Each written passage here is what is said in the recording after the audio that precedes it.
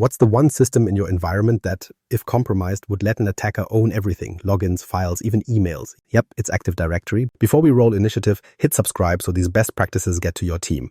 The question is, how exposed is yours? Forget firewalls for a second. If AD is a weak link, your whole defense is just patchwork. By the end, you'll have 3 concrete areas to fix: admin blast radius, PKI and templates, and hybrid sync hygiene. That means you'll know how to diagnose identity flaws, remediate them, and stop attackers before they loot the vault. And to see why AD is every hacker's dream prize, let's start with what it really represents in your infrastructure.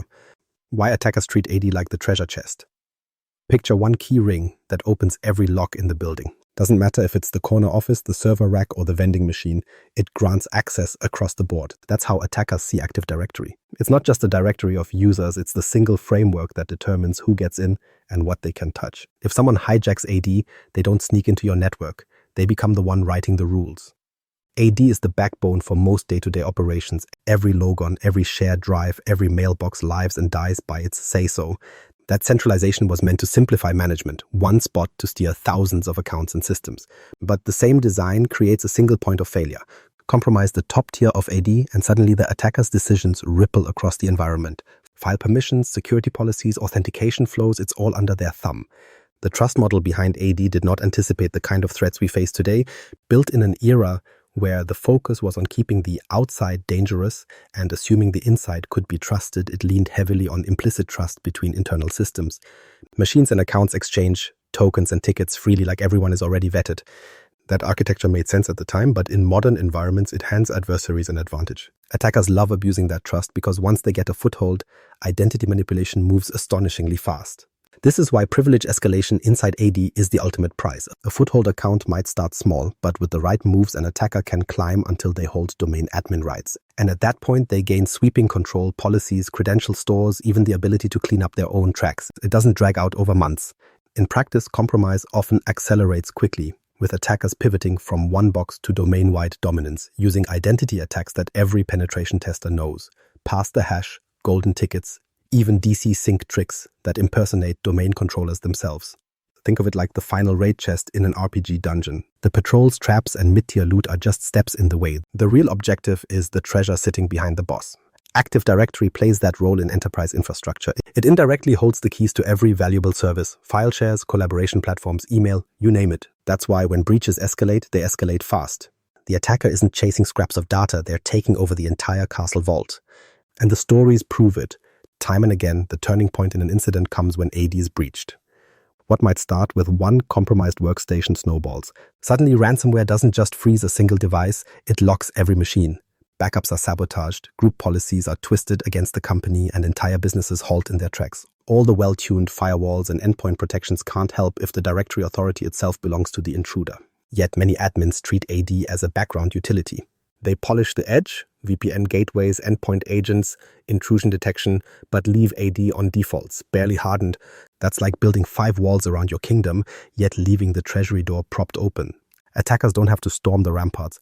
They slide in through overlooked accounts, neglected service principles, or misconfigured trusts, and once inside, AD gives them the rest of the keys automatically. The sad reality is attackers rarely need exotic 0 days. AD crumbles for reasons far more boring. Old accounts still holding broad rights, privileges never separated properly, or stale configurations no one wanted to touch. Those gaps are so common that seasoned pen testers expect to find them, and they are spectacularly effective. With default structures still in place, attackers pass tickets, harvest cached credentials, and elevate themselves without tripping alerts. Security dashboards may look calm while the kingdom is already being looted. So while administrators often imagine the weak point must be a rare protocol quirk or arcane privilege trick, the truth is far less glamorous. The cracks most often sit in sight: overprivileged service accounts, tiering violations, unmonitored trusts. It only takes one such oversight to give adversaries what they want. And from there, you're no longer facing a hacker inside your system. They are the system's authority. But here's where it gets sharper. Attackers don't need to compromise dozens of accounts. They only need one opening, one user identity they can wedge open to start climbing. And as you'll see, that single chink in the armor can flip the whole game board before you even know it happened. The first crack: one user to rule them all. The first weak spot almost always begins with a single user account. Not an admin, not a vault of secrets, just an everyday username and password. That's all it takes for an attacker to start walking the halls of your network as if they own the badge. Look at the common ways that badge gets picked up. A phishing email reaches the wrong inbox, A reused password from someone's old streaming account still unlocks their work login. Or a credential from a third-party breach never got changed back at HQ. In each case, the attacker doesn't need to smash through defenses. They just log in like it's business as usual. Here's the part many IT managers get wrong. They assume one user account compromise is a nuisance, not a disaster. At worst, an inbox may be a department share. The truth is different. In Active Directory, that account isn't a pawn you can ignore. It's a piece that can change the entire board state. And the change happens through lateral movement. Attackers don't linger in one mailbox. They pull cached credentials, replay tokens, and hunt for admin traces on machines. Attackers look for cached credentials or extract LSS memory and replay hashes, standard playbook moves listed in the course material. Pass the hash means they don't even need the password itself. They recycle the data stored in memory until it opens a bigger door. Tools like Mimikatz make this as straightforward as copy and paste. What makes it worse is how normal these moves look. Monitoring systems are primed for red flags like brute forcing or failed logins. But lateral movement is just a series of valid connections. To your CM, it looks like a help desk tech doing their job. To the attacker, it's a stealth climb toward the crown. That quiet climb is why this stage is dangerous. Each login blends in with the daily noise, but with every hop, the attacker closes in on high-value accounts. Tools like Bloodhound even map the exact attack paths, showing how one user leads cleanly to domain admin. If the adversaries run those graphs, you can guarantee defenders should too. From that initial account, the escalation accelerates. One compromised workstation leads to cached credentials for someone else. Soon, an admin token shows up on a box where it shouldn't. That token unlocks servers, and with servers come backups, databases, and policy control. In a handful of hours, that hacked HR login becomes domain admin on every system. Notice this isn't elite wizardry. It's standard practice. The playbooks are published, the tools are free, and modern attack kits automate discovery and replay. This lowers the bar for attackers. What once took skill now takes persistence and a weekend of Googling. Automation means compromise moves quickly and defense has to move faster. The other problem comes when defenders create shortcuts without realizing it. Same local admin password across machines. The attacker cracks one, spreads everywhere. Privileged accounts logging into workstations. Those tokens sit waiting on boxes you don't expect. AD doesn't second-guess these logins. It trusts them. That trust becomes the attacker's ladder upward. And by the time someone notices, the scope has already multiplied. It's no longer one compromised account. It's dozens of accounts across multiple systems chained together into a network-wide takeover. This is why treating a single stolen credential as low impact is a critical mistake. In an Active Directory context, that one login can become the master key. What looks like an everyday help desk ticket, I clicked a link and now I can't log in, might already be the start of a saboteur rewriting the rules behind the curtain. Which raises the next question: what cracks inside AD make it this easy to escalate? Because often it isn't the attacker's brilliance that decides the outcome, it's the misconfigurations left glowing like beacons. And as we'll see, those mistakes can make your environment look like it's advertising "hack me" in neon. Critical misconfigurations that scream "hack me." The cracks that matter most in AD often aren't flashy exploits, but boring missteps in configuration. And those missteps create the three structural flaws attackers probe first. Overprivileged domain admins, no real separation of privilege tiers, and service accounts or legacy services left running on autopilot. Those three alone can collapse the whole defense model. The first problem is domain admin sprawl. Too many accounts hold God mode rights without needing them. Once an attacker compromises even one, the game ends. New accounts can be minted, group policy rewritten, malware deployed across the fleet. The fix isn't just reducing the headcount. Security pros consistently recommend implementing least privilege alongside a proper tiered admin model. That way, help desk staff, system admins, and enterprise architects all have access scope to their actual roles instead of everyone wearing the same crown. The second misstep is skipping tiered separation entirely.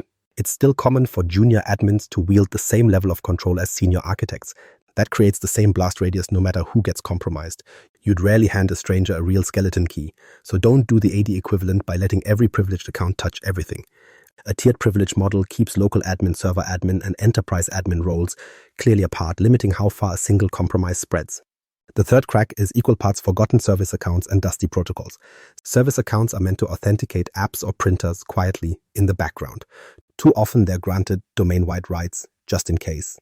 Combine that with credentials hard-coded into scripts and passwords that never rotate, and you've got silent accounts with more power than most humans. Attackers target them because they're predictable, under-monitored, and tend to survive audits. Alongside that, legacy protocols like old SMB or outdated RPC endpoints can become open doors. They don't even require creativity. An attacker runs a known exploit and suddenly has a foothold where defenses are weakest. In practice, real-world breaches rarely pick just one of these. It's usually a combo plate. A low-level account from phishing, a carelessly privileged service account, and a quietly enabled old SMB service, that trifecta escalates into domain control with disturbing speed. None of it looks advanced from an attacker's side. It looks like free access pre-installed by the admins. The common excuse is we just don't have time. But attackers don't need new 0 days when the defaults work fine. Cutting domain admin headcount, enforcing tiered access, scrubbing dormant services, and restricting service accounts to exactly what they need isn't a moonshot project. It's baseline hygiene, leave it undone, and it's the equivalent of taping a spare key under your welcome mat. And while rights and privileges define the obvious entry paths, there are also invisible ones. They hide in the very trust mechanisms you rely on day to day. Because if identity certificates themselves aren't locked down properly, they stop being a sign of assurance and start acting like a universal pass. That takes us into the next weak point, where attackers don't just borrow your keys, they mint their own. PKI and certificates, the invisible skeleton key. Certificates sit at the heart of your identity system, and when tied into Active Directory through PKI, they can either lock things down or quietly blow the whole place open. Done properly, they give you cryptographic trust, smoother sign-ins, and modern options like smart cards. Done poorly, they become invisible skeleton keys attackers use to legitimize themselves. The danger isn't with encryption algorithms, they're solid. The problem is with how certificate templates are configured, who's allowed to request them, and what privileges those templates grant. Public key infrastructure is supposed to be the system of record for trust. Think of certificates as digital passports, issued by a certificate authority, checked at the border by servers, and assumed valid as long as they chain up to that authority. Users present them, machines authenticate with them, and the whole thing feels like a well-oiled security layer. On paper, integrating PKI with AD makes everything more secure. In reality, the shortcuts hiding in template permissions open the gates. Those templates are where things go sideways. A template created years ago to make life easier for a printer or a service account might carry rights that are far too broad. If that template allows elevated mapping, anybody with routine domain access can request a certificate and elevate themselves into a role they should never hold. They don't need to crack passwords or brute force logins. They just file a valid request, and the certificate authority stamps it approved. From that moment on, your systems treat them as trusted, often at a domain admin level. It's like handing out visitor badges that let people stroll into the vault because nobody checked what doors the badge was coded for. Firewalls, network segments, endpoint alerts, all still in place. But none of them question a certificate that looks officially signed. The attestation is enough. Attackers know this, which is why they hunt for those templates in every engagement. Misconfigured enrollment policies, especially older service templates, often become the golden prize. The deeper problem is how much weight we put on certificates without ever questioning them. Fail a login enough times and alarms go off. Push too many MFA prompts and somebody notices. But a login wrapped in a certificate looks squeaky clean. By default, systems don't call that suspicious. They call it success. That's why forged certificates are so effective. To security tools, they look like standard, verified activity. Now, let's correct one common misconception. You'll sometimes hear, even MFA crumbles under forged certs. The truth is more nuanced. Depending on your authentication flow, certificate-based login can satisfy primary authentication and, if not configured carefully, may skip additional MFA prompts. Misconfigured templates effectively let attackers circumvent that second layer. This doesn't mean certificates universally break MFA, but they can nullify it if your design doesn't explicitly tie MFA enforcement to certificate use. Pen testers see these lapses constantly. Misused enrollment templates can allow certificates that map directly to domain controllers or allow enrollment on someone else's behalf. None of this involves breaking cryptography. It's about default permissions that nobody audited. An adversary doesn't hammer at your gates.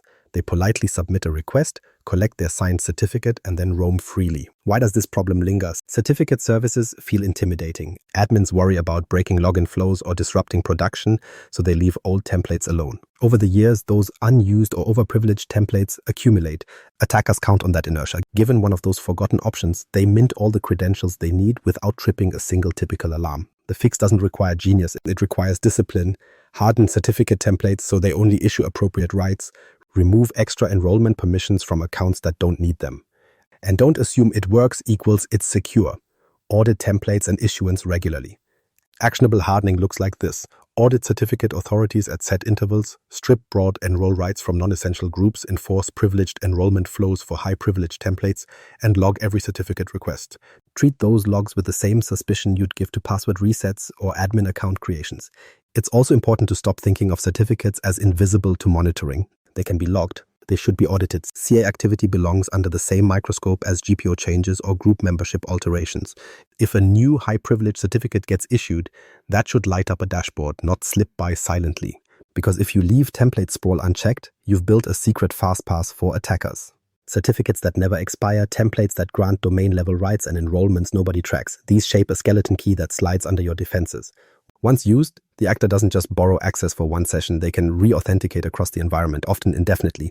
The hard truth is that until PKI is deliberately hardened, all the good hygiene around accounts and services risks collapsing under one quiet misconfiguration. Get template control right, apply real auditing, and certificates do what they're supposed to, enforce trust. Get it wrong and you've given intruders a back-end route into everything. That's how on-prem AD can fail before you even reach external threats. And here's the catch. When enterprises extend their setup into cloud directories, those weaknesses don't just remain, they grow into new unseen pathways. And that shift brings its own set of surprises. Hybrid environments, ghost bridges for attackers. Hybrid identity setups connect your on-prem AD with Azure AD or Microsoft 365. And those links can feel like a convenience store checkout line. Quick, invisible, and mostly ignored. But they also widen the attack surface in ways many admins underestimate. Hybrid connections don't guarantee insecurity, but they do create new pathways. Just like your domain controllers, those connections need to be hardened with the same rigor. Enter the ghost bridges, synchronization tools like Azure AD Connect, password hash sync, pass-through authentication, seamless SSO, and federation with ADFS. They're the plumbing that makes hybrid work seamless. But each is also a high-value target because if an attacker compromises the on-prem side, they can walk right into cloud resources. And if the cloud tenant falls, they can just as easily pivot back on-prem. Most companies deploy hybrid because it's advertised as modern and efficient. Users expect one login to reach everything, so you wire your AD into Azure. You roll out Azure AD Connect, you enable pass-through or hash sync, and you call it good infrastructure. The reality is the sync is not one way. That shared identity pipeline can ferry attacks as easily as it ferries logins. Think of it like setting up an underground service tunnel between castles. You meant it for supply runs. Later, nobody's watching it closely, while guards on the outer walls stay sharp. Attackers use the tunnel you built yourself. That's the risk here. Attackers don't break the fancy outer wall, they ride the sink. The sequence plays out quickly. A set of on-prem credentials is stolen. Thanks to synchronization, those same creds are valid in Microsoft 365. Suddenly, an attacker is inside Exchange Mail, OneDrive folders, and Teams conversations. That's a full business payload now exposed simply because accounts were mirrored without tighter distinctions. Federation is another soft spot. When you configure on-prem AD to vouch for logins in the cloud, you've built a trust stamp. If it's set up weakly, it's like leaving signed checks lying around. Attackers feed tokens upstream, and the cloud accepts them. Microsoft 365 believes a compromised AD domain controller's authority without inspecting closer. Conditional access rules add one more guardrail, restricting login based on device compliance, MFA, or geography. But the value depends entirely on the rule design. Misconfigure them and attackers will bypass MFA prompts or sneak in through overlooked scenarios. They don't need special code, they just mill around sloppy edge cases left behind in administration. Then there's pass-through authentication. Azure AD Connect lobs an authentication request back to your DC to ask, is this password right? If an attacker has a foothold on-prem, they can replay those compromised passwords back through the pass-through channel. The cloud, seeing a valid response from AD, shrugs and grants access. If MFA isn't enforced consistently in both worlds, it's functionally bypassed. Defenders often fail to catch this in time. Cloud email gets bled out silently, files churn with exfiltration, and admin logons look valid on both sides. Detection lags because each half assumes the other already did the heavy vetting. In practice, attackers can pivot back and forth for weeks before someone stitches the clues together. Audits repeatedly show the same causes.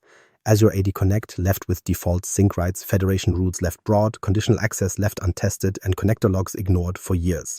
Attackers don't invent new weapons, they weaponize the doors we propped open for convenience. Mitigation follows a plain recipe. Audit your Azure AD Connect configuration, minimize sync rights, and enforce MFA and conditional access consistently across both on-prem and cloud. Harden federation so tokens can't be trivially replayed. And monitor across the whole hybrid surface. Correlate sign-ins, watch certificate issuance, and track connector activity as if it were DC event logs. Treat cloud logging and on-prem logging as one continuous system, not as separate silos.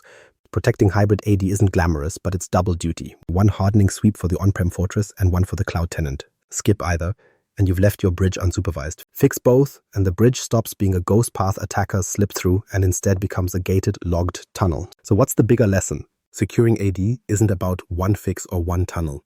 It's about preventing your whole structure from toppling when someone nudges the first weak piece. Active Directory is the system that hands out the keys, so losing it means the entire fleet goes dark. Mail, files, apps, and even your shiny cloud extensions. That's why the real work isn't cosmetic patching, it's about locking down the hidden paths that attackers count on and forcing AD to actually enforce trust. So where do you start? 3. Do this first steps. Cut down the domain admin blast radius with a tiered least privilege model, harden and audit your PKI templates, and lock your hybrid connectors with consistent MFA and conditional access. Nail those and you shrink your attack surface, cut late-night tickets, and make audits less terrifying. If you want, hang around to the last minute. I'll drop a 3-point checklist you can run inside an hour. And if today's run helped you score advantage on uptime, don't just long rest. Subscribe to the channel, share this with the teammate who still mismanages GPOs, and hit the bell so weekly loot drops land straight in your inbox. Subscribe now because Prod doesn't get re-rolls.